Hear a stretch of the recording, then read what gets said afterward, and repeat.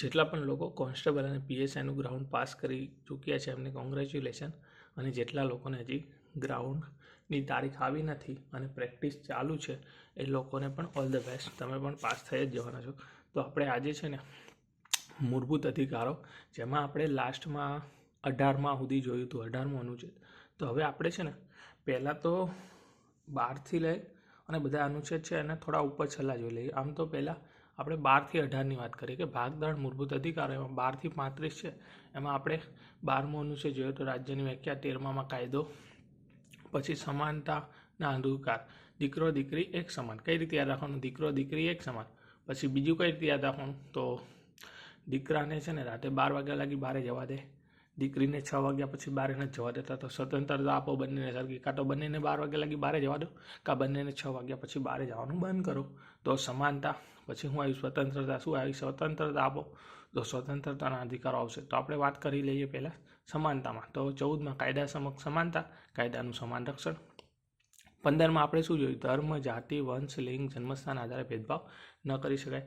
16માં નોકરીની બાબતમાં તકની સમાનતા. પછી 17 અસ્પૃશ્યતા, એના માટે અધીન ક્યારે આવ્યો? 1955માં કાયદો આવ્યો. કિતાબ ઇન્કલાબ નાબૂદી, અને 1996થી જે પદ્મશ્રીને બધા આપે છે એને આનાથી બાકાત રાખવામાં આવે કે આના માટે ચાલશે, આપી શકાય. હવે જો સ્વતંત્રતા અધિકાર, તો સ્વતંત્રતામાં કેવું છે? 19થી 22 અનુચ્છેદ છે. પણ પહેલાં તો આપણે 19 છે ને ઉપર છેલ્લો જોઈ લઈએ, પછી આપણે એક 19(1), 19(2), 19(1)(c) બધા એ ડીપમાં જોશું. પણ પહેલાં ખાલી સમજીએ કે 19માં શું આપેલું છે. તો જો 19 એટલે કે વાણી અને અભિવ્યક્તિની સ્વતંત્રતા. એમાં શરૂઆતમાં 7 સ્વતંત્રતા હતી, અત્યારે 6 થઈ ગઈ છે. 19A અથવા 19(1)(f), 19(a)(f) અથવા 19(1)(f), તમે ગમે એ બોલી શકો. મિલકતનો મૂળભૂત સ્વતંત્રતા શું કરી? 44માં સુધારો 1978 ભાગ 12માં મોકલી દીધી. મિલકતની મૂળભૂત સ્વતંત્રતા એને શું કરી નાખી? કાનૂની અધિકાર કરી નાખ્યો. ભાગ 12 અનુચ્છેદ 300 જવા દીધી. તો આ વસ્તુ છે. હવે આપણે જોઈએ તો જો 19(1) સ્વતંત્રતાનો અધિકાર, એમાં 19(1)માં શું કીધું? અંતર્ગત નાગરિકોને કુલ 6 પ્રકારની સ્વતંત્રતા મળેલી છે. એમાં 19(1)(a) વાણી અને અભિવ્યક્તિની સ્વતંત્રતા, એમાં પ્રેસ, ધ્વજ, મૌન, આરટીઆઈ, આ બધું આપણે ડીપમાં ભણશું. અત્યારે ખાલી ઉપર છેલ્લું વાંચી છે, પાછળ બધું લખેલું છે. તો આ 19(1)(a) દ્વારા છે ને તમે હડતાલ ન કરી શકો, વિરોધ પ્રદર્શન કરી શકો. પછી 19(1)(b) શાંતિપૂર્વક અને શસ્ત્રો ધારણ કર્યા વગર એકઠા થવાની સ્વતંત્રતા. પછી 19(1)(c) શું કીધું? સંઘ મંડળો તથા સહકારી મંડળીઓ સ્થાપવાની સ્વતંત્રતા. આગળ 97મો સુધારો 2011. પછી છે 19(1)(d), એમાં કીધું છે કે ભારતમાં સમગ્ર પ્રદેશમાં મુક્તપણે હરવા ફરવાની સ્વતંત્રતા. પછી 19(1)(e) ભારતમાં કોઈ પણ ભાગમાં રહેવાની અને સ્થાયી થવાની સ્વતંત્રતા. અને 19(1)(f) મિલકતની સ્વતંત્રતા રદ થઈ ગઈ, મૂળભૂતમાંથી કેવી થઈ ગઈ? કાનૂની થઈ ગઈ. 19(1)(g) કોઈ પણ ધંધો વ્યવસાય કરવાની સ્વતંત્રતા. હવે જો આપણે કટોકટીમાં સમજ્યા હતા કે અનુચ્છેદ 358 મુજબ જે આ મૂળભૂત 19 અનુચ્છેદ 19 અંગેની જે સ્વતંત્રતાઓ છે ને એ જ્યારે બાહ્ય કટોકટી, કઈ બાહ્ય કટોકટી લાગશે ત્યારે આપમેળે રદ થઈ જશે. કેમ કે જો અહીંયા શું લખ્યું છે કે ભારતમાં કોઈ પણ ભાગમાં રહેવાની, સ્થાયી થવાની સ્વતંત્રતા, ભારતમાં સમગ્ર પ્રદેશમાં મુક્તપણે હરવા ફરવાની સ્વતંત્રતા. તો હવે જ્યારે બાહ્ય કટોકટી લાગી હોય ને, હું અહીંયા અત્યારે સુરેન્દ્રનગર જિલ્લામાં છું, પછી હું કચ્છમાં જાઉં બોર્ડર પાયનું કે મારે બોર્ડર જોવી છે, અને ત્યારે બાહ્ય કટોકટી હોય, યુદ્ધ ચાલુ હોય, એટલા માટે છે ને બાહ્ય કટોકટી સમયે આપમેળે મોકૂફ થઈ જાય. અને આની જોગવાઈ આપણે અનુચ્છેદ 358માં આપેલી છે. અને આપણે કેમાંથી લીધી આ જોગવાઈ? તો આપણે જર્મનીમાંથી લીધી છે. જો કટોકટી જર્મનીમાંથી નથી લીધી, પણ કટોકટી અંગે જે બાહ્ય કટોકટી લાગે છે અને આ બાહ્ય કટોકટી વખતે જે અનુચ્છેદ 19 આપમેળે મોકૂફ થાય છે અને જેની જોગવાઈ આપેલી છે 358માં, એ જોગવાઈ આપણે કેમાંથી લીધી છે? જર્મનીમાંથી લીધી છે. તો કટોકટી આપણે મૂકેલા છે વિડીયો કાલે, તેમાં સમજાવેલું છે ડીપમાં કમ્પ્લેટ. તો અહીંયા આપણે પાછા આવી જઈએ. 19(e) થઈ ગયું એ બધું. હવે આપણે આવી જઈએ કે રાજ્ય સરકાર રાજ્ય અને સમાજના વ્યાપક હિતમાં આ સ્વતંત્રતાઓ પર વ્યાજબી મર્યાદાઓ અથવા નિયંત્રણ મૂકી શકે છે. તો રાજ્ય સરકાર શું કરે છે? રાજ્ય અને સમાજના વ્યાપક હિતમાં, એટલે કે એમના હિત માટે જ ત્યાંમાં શું મૂકી શકે છે? તો મર્યાદા, એ પણ કેવી? વ્યાજબી. તો હવે જો 19(1)(d) હરવા ફરવા, 19(e) સ્થાયી થવા, 19 મિલકત રદ થઈ અને 19(1) ધંધો વ્યવસાય. તો હવે આપણે એક એકને સમજીએ. તો સૌથી પહેલાં તો 19(1) વાણી અને અભિવ્યક્તિની સ્વતંત્રતા. જો આમાં કઈ કહ્યું છે, આપણે જે પ્રેસ છે મતલબ કે મીડિયા એ પણ આમાં આવી જશે. પછી આપણે જો ન બોલવું હોય તો કોઈ આપણે જોર જબરદસ્તી બોલાવી ન શકે, એટલે આપણે મૌન રહેવાની પણ સ્વતંત્ર છે. મજાકીયો સ્વભાવ એટલે આપણે મજાક મસ્તી પણ કરી શકીએ છીએ.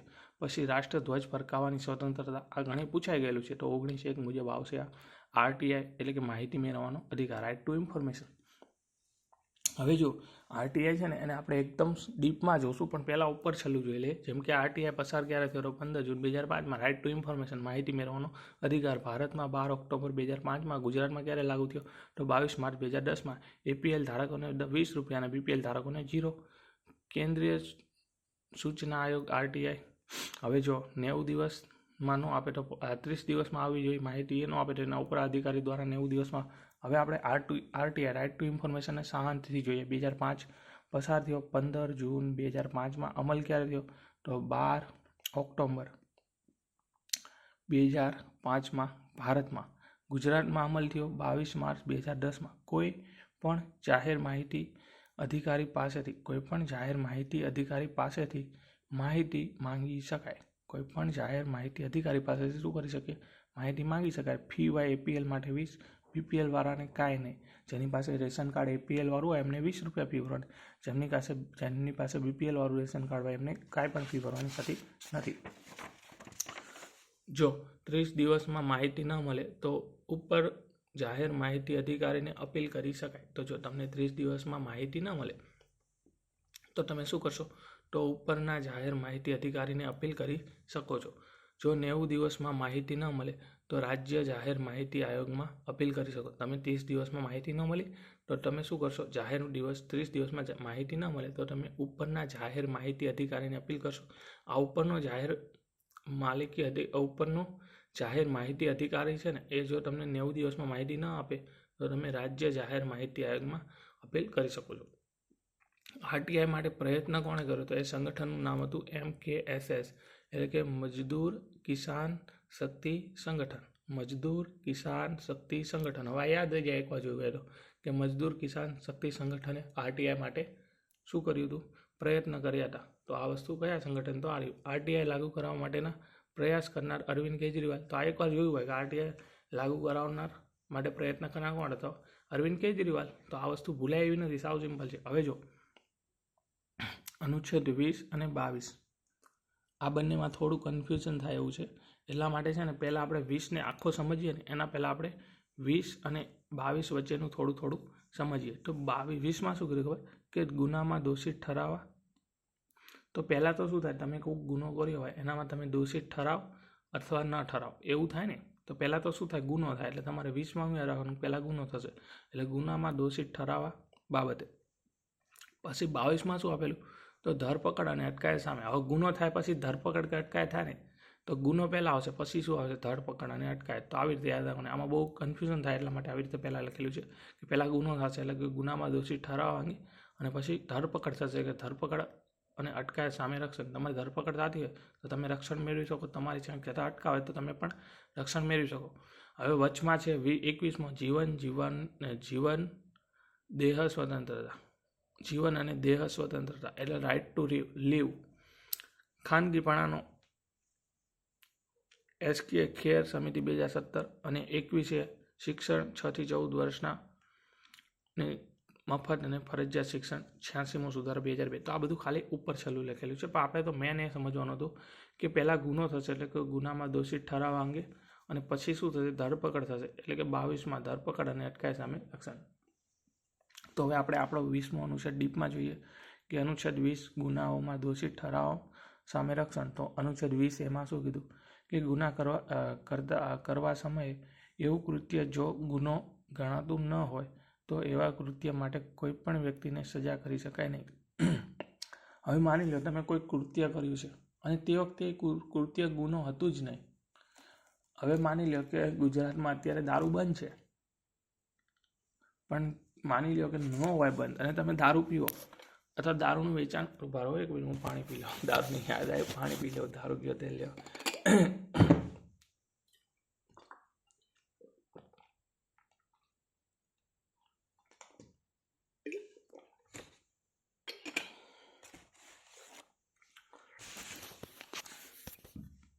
અને તમે દારૂ પી લો ને પછી 2027માં એવું કહે કે ગુજરાતમાં દારૂ બંધ, તો પછી તમને પકડીને લાવો કે આને 2026માં દારૂ પીધો હતો, પણ ત્યારે તો ગુજરાતમાં દારૂ બંધ નહોતો. આ એવી વાત થઈ. તો ગુના કરવા સમયે એવું કૃત્ય જો ગુનો ગણાતું ન હોય તો એવા કૃત્ય માટે કોઈ વ્યક્તિને સજા કરી શકાય નહીં. તમારે યાદ રાખવાનું કે ગુજરાતમાં દારૂ બંધ નથી. આપણે દારૂ પીધો, 2 વર્ષ પછી દારૂ બંધ થયો તો આપણે ઉપાડીને લઈ જાય છે કે ચાલ દારૂ તે પીધો તો 2 વર્ષ પહેલાં, અત્યારે દારૂ પીવો ગુનો છે, એવું નહીં. વેચાણ સાથે લઈ શકો તમે પીવા કરતા. ચલો ભાઈ, અનુચ્છેદ 20B શું કીધું કે ગુનો કરવાના સમયે ગુના માટે કાયદામાં જે સજાની જોગવાઈ કરવામાં આવી હોય તેથી વધુ સજા કોઈ પણ વ્યક્તિને કરી શકાય નહીં. હવે માની લો કે પહેલાં છે ને ગુજરાતમાં દારૂ બંધ થયો હોય અને ત્યારે એમ કીધું હોય કે દારૂ વેચાણ કરવાવાળા ઉપર 2 વર્ષની સજા. હવે ત્યારે કોઈક વ્યક્તિને પકડો, એને 6 મહિના 12 મહિના કેસ આવેલો, 3 વર્ષ પછી એને જ્યારે સજા થવાની થઈ ત્યારે ગુજરાતમાં બહુ દારૂના માફિયાઓ વધી ગયા અને ત્યારે આજીવન કારાવાસ થઈ ગયો. તો તેને જ્યારે ગુનો કર્યો હોય ત્યારે જે સજા હોય એ સજા એને આપી શકાય ને. એમ ગુનો કરવાના સમયે ગુના માટે કાયદામાં જે સજાની જોગવાઈ કરવામાં આવી હોય તેથી વધુ કોઈ સજા કોઈ પણ વ્યક્તિને કરી શકાય નહીં. અનુચ્છેદ નંબર 20C, એક જ ગુના માટે કોઈ પણ વ્યક્તિને 1 થી વધુ વખત સજા કરી શકાય નહીં. તો એ છે એકવાર સજા પૂરી કરીને બહાર આવ્યા પછી આને ગુનો કર્યો તો ચલો આને પાછો લેવા લપેટનામાં, એવું ન હાલે. 20Dમાં શું કીધું, કોઈ વ્યક્તિને પોતાની વિરુદ્ધમાં સાક્ષી આપવાની ફરજ પડાવી શકાય નહીં. આ તમે કોર્ટમાં જોયું છે કે ગમે એટલો મોટો ગુનેગાર હોય ને, પોલીસવાળા મારે, જેલમાં કબૂલ કરી લે, પણ કોર્ટમાં ન માને. કેમ કે માની લો કે 100 ગુનેગાર કબૂલ કરી લે પણ એક નિર્દોષ પાસે જો ગુનો કબૂલ કરાવે ને એ ન થવું જોઈએ, એવું આપણું ન્યાયાલયની વાત છે. એટલા માટે હવે 20માં શું કીધું, તો આપણે 20માં હવે એક જોઈએ કે કૃત્ય ગુનો તો સજા નહીં, કૃત્ય ગુનો નથી તો સજા નહીં. 20માં એવું યાદ રાખી શકો, દારૂ પીવો ગુનો નહોતો તો પીધો, પછી વાંયથી થઈ ગયું તો કાંઈ સજા ન મળે. જેટલી સજા હોય વધુ સજા ન થાય. હવે જ્યારે દારૂ વેચતા હતા ત્યારે 2 વર્ષની સજા હતી, હવે પછી 2 વર્ષ પછી આજીવન થઈ ગયું. તો જેટલા જ્યારે વેચતા ત્યારે હતી એટલી જ સજા મળે. તો જેટલી સજા જોગવાઈ વધુ સજા ન થાય. 3માં શું કીધું, એક ગુના માટે 1 થી વધુ વખત સજા ન થાય. અને Dમાં શું કીધું કે પોતાના વિરુદ્ધ સાક્ષી આપવા ફરજ ન પાડી શકે. હવે છે ને આપણે કેટલું બાકી છે આમાં, 21માં અનુચ્છેદ નોટ્સ, બસ બહુ જ છે. તો અનુચ્છેદ 21માં શું કીધું, જીવન અને અંગત સ્વતંત્રતા રક્ષણ. જીવન અને અંગત સ્વતંત્રતાનું રક્ષણ, પ્રાણદેહી સ્વતંત્રતા, જીવન જીવવાનો અધિકાર, રાઇટ ટુ લીવ. પણ આ અનુચ્છેદ જો તમે કેવું લખ્યું, જીવન અને અંગત સ્વાતંત્ર્ય રક્ષણ, પ્રાણદેહી સ્વતંત્રતા, આવું બધું યાદ રાખવું. પછી આપણે એમ થાય એક વેલે જીવન જીવવાનો અધિકાર, પ્રાણદેહી સ્વતંત્રતા પણ થાય. પછી કાયદા દ્વારા સ્થાપિત કાર્યવિધિ સિવાય કોઈ પણ વ્યક્તિને તેના જીવન કે અંગત સ્વતંત્રતાથી વંચિત રાખી શકાય નહીં. જો કાયદામાં કઈ વસ્તુ લખેલી છે તો વસ્તુ અલગ છે, એના સિવાય તમે કોઈ વ્યક્તિને ખોટી રીતે હેરાન કરવાનું નહીં. જીવનનો અર્થ માત્ર અસ્તિત્વ ટકાવી રાખવાનો નથી, એવો નથી થતો. માનવીય ગૌરવ સાથે જીવવું એવો થાય છે. એવું નથી કે તમે જીવન જીવવાનો અર્થ માત્ર એવો નહીં કે તમે જીવો છો, ખાવા મળે છે, હોવા મળે છે એટલે પતી ગયું. થોડુંક એનું ગૌરવ પણ રહેવું જોઈએ જીવનનું, એને થોડુંક ઇજ્જત આબરૂ પણ રહેવી જોઈએ ને, ગૌરવ સાથે જીવન જીવી શકે એવું. અનુચ્છેદ 21 મુજબ જીવન જીવવાનો અધિકાર પ્રાપ્ત થાય છે. હવે 21 મુજબ નાગરિકોને ખાનગીપણાનો અધિકાર પણ પ્રાપ્ત થાય છે. ખાનગીપણાનો અધિકાર તો 2017માં પુટ્ટાસ્વામી કેસ, CGI કોણ હતા, JS કેર. તો પહેલો કેસ આવ્યો આપણો અહીંયા ખાનગીપણા માટે કયો, 2017માં પુટ્ટાસ્વામી કેસ. એક પેજમાં તમારે લખી નાખવાનું 2017 પુટ્ટાસ્વામી કેસ કયા અનુચ્છેદ સાથે સંકળાયેલો, તો અનુચ્છેદ 21 સાથે ખાનગીપણાનો અધિકાર. સ્વચ્છ હવા, પ્રદૂષણ મુક્ત વાતાવરણ, પછી દવાખાનાઓમાં ઝડપી સારવાર મેળવવાનો, પછી ઊંઘવાનો અધિકાર, માહિતી મેળવવાનો અધિકાર સરકારીમાં. પણ આપણે જોઈ ગયા આગળ 19(1)એમાં પણ આપેલું છે RTI, આપણે જોયું હતું એમાં. પછી હથકડી વિરુદ્ધનો અધિકાર, મફત કાનૂની સહાયનો અધિકાર, આ બધા અધિકારો મળે છે. પ્રભુ. અનુચ્છેદ 21A માં શું કર્યું કે શિક્ષણનો મૂળભૂત અધિકાર, 86મો સુધારો 2002થી. આ અનુચ્છેદ ઉમેરાયો. ક્યારે ઉમેરાયો? 2002થી. અનુચ્છેદ 21 શિક્ષણનો મૂળભૂત અધિકાર. 6 થી 14 વર્ષના બાળકોને મફત અને ફરજિયાત શિક્ષણ. 21માં શું કીધું? તો 14 વર્ષ સુધી મફત શિક્ષણ. 21 તો શિક્ષણનો મૂળભૂત અધિકાર RTE રાઇટ ટુ એજ્યુકેશન. 6 થી 14 વર્ષ. અહીંયા હોલ લાગે છે ને, પણ 6 છે. 6 થી 14 વર્ષના બાળકોને. 86મો સુધારો ભાગ 4માં અનુચ્છેદ 45 જેમાં શું લખ્યું છે કે 0 થી 6 વર્ષના બાળકોની દેખરેખ સાર સંભાળ. તો આ હારે યાદ રાખવાનું. જો આપણે પૂછીએ 21માં શું કીધું? શિક્ષણનો મૂળભૂત અધિકાર 6 થી 14 વર્ષના બાળકોને. 86મો સુધારો ભાગ 4માં શું કીધું? અનુચ્છેદ નંબર 45 0 થી 6 વર્ષના બાળકોની દેખરેખ સાર સંભાળનો અધિકાર. હવે આપણે અનુચ્છેદ 22માં આવી જઈએ. તો પહેલા 20માં જોયું ગુનો થાય. 22માં શું કીધું? ધરપકડ અને અટકાયત સામે રક્ષણ. તો ધરપકડ અને અટકાયતમાં લેવાયેલા વ્યક્તિઓના અધિકારો. કોઈ વ્યક્તિને ધરપકડ કરવામાં આવે છે અથવા તો અટકાયત કરે છે તો એને પણ અધિકાર મળે છે. તો પહેલાં તો કે ધરપકડનું કારણ શું છે એ જાણવાનો અધિકાર. પછી પોતાની પસંદગીના વકીલ સાથે ચર્ચા કરવાનો અને સલાહ લેવાનો અધિકાર. પછી ધરપકડના 24 કલાકમાં નજીકના મેજિસ્ટ્રેટ સમક્ષ હાજર થવાનો અધિકાર. તમારી ધરપકડ કરી, હવે પોલીસને તમને શું કરવું પડે? તો જજ સામે મેજિસ્ટ્રેટ નજીકમાં લેવાય એની પાસે લઈ જવા પડે. એમ કે આને રાખો તો રાખો ને પછી છોડી દેવા પડે.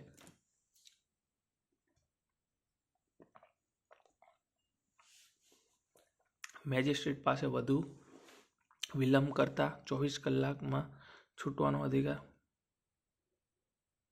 તો મેજિસ્ટ્રેટ પાસે વધુ વિલંબ કરતા શું 24 કલાકમાં તમને છૂટવાનો પણ અધિકાર છે.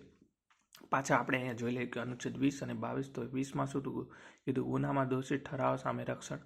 અને 22માં શું કીધું? ધરપકડ અને અટકાયત સામે રક્ષણ. પહેલું કારણ જાણવાનું, બીજું વકીલ, ત્રીજું 24 કલાકમાં મેજિસ્ટ્રેટ અને ચોથું વિલંબન કરતા 24માં છૂટો. જો મેજિસ્ટ્રેટ સમજ લઈ જવામાં તમને નથી લઈ જઈ શકતા તો તમને પછી છોડી દેવાના 24 કલાકમાં.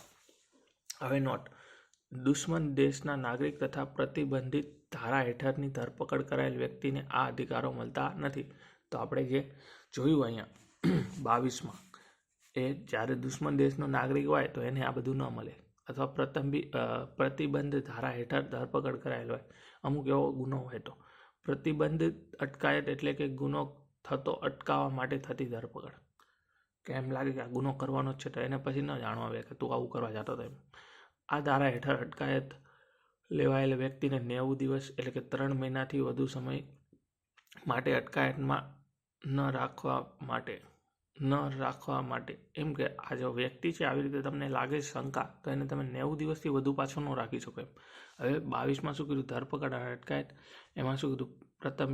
પ્રતિબંધક ધારા હેઠળ અટકાયત દુશ્મન દેશ હોય તો 3 મહિનાથી વધુ અટકાયતમાં ન રાખી શકાય. હવે આપણે થોડા ક્વેશ્ચન જોઈ લઈએ પછી અહીંયા આપણું રાખીએ 22 સુધી. પછી આગળ બીજા અનુચ્છેદથી વાત કરશું. તો જાહેર નોકરીઓમાં પછાત વર્ગો માટે અનામતની જોગવાઈ ભારતીય બંધારણના કયા ભાગમાં કરવામાં આવી? તો ભાગ 3 અનુચ્છેદ 16. મૂળભૂત હકો સાથે વિસંવાદી એટલે કે વિપરીત એવો કોઈ પણ કાયદો રદ કરવામાં આવશે. શું કરશે? રદ બાતલ કરવામાં આવશે. પછી ભારતના બંધારણમાં અનુચ્છેદ 31 ને 44માં સુધારાથી રદ કરવામાં આવ્યું. અનુચ્છેદ 31 અને 19માં જે F હતો એ પણ ભારતના બંધારણમાં મિલકતના અધિકારને મૂળભૂત રીતે અનુચ્છેદ 19(1)F અને 31 હેઠળ મૂળભૂત અધિકાર તરીકે બાંહેધરી આપવામાં આવી હતી કીધું છે ને. અને અનુચ્છેદ 300 એ મિલકતનો અધિકાર ઉલ્લેખ કરે છે. સાચી વાત છે. ભારતમાં મતાધિકાર અને ચૂંટણીની શું લખ્યું છે યાર? ક્યાં ગયું યાર? ભારતમાં મતાધિકાર અને ચૂંટણીની લડવાનો માટેનો અધિકાર મૂળભૂત અધિકાર છે. તો જો આ વસ્તુ થિયરિકલી ન આવી પણ ક્વેશ્ચન આવી ગયું કે ભારતમાં મતાધિકાર અને ચૂંટણી લડવાનો અધિકાર કયો છે? એ પણ મૂળભૂત અધિકાર છે. ભારતમાં બંધારણમાં મુજબ આ મારે છે ને ક્વેશ્ચન પૂછવો પડશે સરને, કેમ કે ભારતમાં મતાધિકાર તો મતાધિકાર મૂળભૂત અધિકાર કહેવાય કે રાજકીય અધિકાર કહેવાય? મે બી મારે આ ક્વેશ્ચન સરને પૂછવો પડશે ભારતના બંધારણ મુજબ. એટલે આ ક્વેશ્ચન તમે અત્યારે સ્કીપ કરજો, બાકી બધું કમ્પ્લીટ છે. ભારતના બંધારણ મુજબ બાળકોને કેટલા વર્ષ સુધી મફત અને ફરજિયાત શિક્ષણ પ્રાપ્ત કરવાનો હક છે? તો 14 વર્ષ સુધી. અનુચ્છેદ 45માં શું કીધું? 0 થી 6 વર્ષના બાળકોની સાર સંભાળ રાખવી. 21A એમાં 6 થી 14 વર્ષ માટે RTI 86મો સુધારો 2002. તો અહીંયા સુધી રાખીએ છીએ. નેક્સ્ટ આપણે આગળના અનુચ્છેદથી જોશું, શોષણ વિરુદ્ધના અનુચ્છેદથી. એમાં તો 2 જ અનુચ્છેદ છે, તો આપણે યાદ રાખવા માટે કીધું હતું, દીકરો દીકરી એક સમાન, એટલે સમાનતાના અધિકાર. દીકરો રાતે 12 વાગ્યા લગી રખડે, દીકરી 6 વાગ્યા પછી પ્રતિબંધ, એટલે કે બંનેને સ્વતંત્રતા આપો, સરખી આપો. દીકરીને સ્વતંત્રતા, કાં તો દીકરાને પણ 6 વાગ્યા પછી બહાર ન જવા દો. પછી ઘરમાં દીકરી પાસે કચરા પોતા, રાંધવાનું, રોટલી બધું કરાવો છો, કચરા પોતા, વાસણ, રોટલી, તો દીકરીનું શોષણ થાય છે ઘરમાં, દીકરાને તો કાંઈ કરાવતા નથી, તો શોષણ વિરુદ્ધનો અધિકાર. પછી ધાર્મિક સ્વતંત્રતા આપો. તમે જો મંદિર હોય, ચર્ચ હોય કે શું હોય છે, અલગ અલગ ધાર્મિક સ્થળોએ તમે જુઓ તો ત્યાં છે ને દીકરાઓને રાખેલા છે, દીકરીઓને માટે કાંઈ કોઈ જોગવાઈ નથી, કોઈ જગ્યાએ નહીં તમે જોવા મળતી હોય, તો ત્યાં સ્વતંત્રતા આપો. અને લાસ્ટમાં સાંસ્કૃતિક અને શૈક્ષણિક. તો શૈક્ષણિક જો તમે દીકરાઓને વધારે ફોરેન ભણવા મોકલો છો, દીકરીઓને ઓછી મોકલો છો, તો એમને મોકલો. તો સમાનતા, સ્વતંત્રતા, શોષણ વિરુદ્ધ, ધાર્મિક સ્વતંત્રતા અને શૈક્ષણિક અને સાંસ્કૃતિક. તો આપણે ખબર પડે પહેલાં શું, દીકરો દીકરી એક સમાન, પછી રાતે 12 વાગ્યા લગી રખડવા દો, પછી કચરા પોતાથી મુક્તિ દો, પછી મંદિરોમાં પૂજારી બનાવો, અને પછી શું યાદ રહેશે કે વિદેશમાં ભણવા મોકલો. આવી રીતે યાદ રાખી શકો તમે. આવી રીતે તમે 4-5 વાર બોલો તમને તરત યાદ, દીકરો દીકરી એક સમાન, એટલે સમાનતાનો અધિકાર. રાતે 12 વાગ્યા લગી ફરવા દો તો ઊંઘા, સ્વતંત્રતા. કચરા પોતાથી મુક્તિ દો, તો શોષણ બંધ કરો. કચરા પોતા શું કહે, શોષણ બંધ કરો. મંદિરોમાં જગ્યા દે, એટલે કે પૂજારીની, તો ધાર્મિક સ્વતંત્રતા યાદ રહી જાય. આ વસ્તુ આપણે સમજવા માટે છે, બાકી કોઈ ઇન્ટેન્શન ઉપર નહીં લેતા. આવી રીતે યાદ રહી જાય. ઓલું સ્વતંત્રતા, ઓલું સમાનતા, સ્વતંત્રતા, શોષણ વિરુદ્ધ, ધાર્મિક સ્વતંત્રતા, સાંસ્કૃતિક અને શૈક્ષણિક. તો પછી થોડુંક ઉપર નીચે થઈ જાય, આમાં ભૂલાય નહીં એટલા માટે. તો અહીંયા આવી રીતે આપણે યાદ રાખી શકીએ. તો બસ અહીંયા સુધી. નેક્સ્ટ આપણે જોશું અનુચ્છેદ નંબર 23-24 થી ચાલુ કરશું.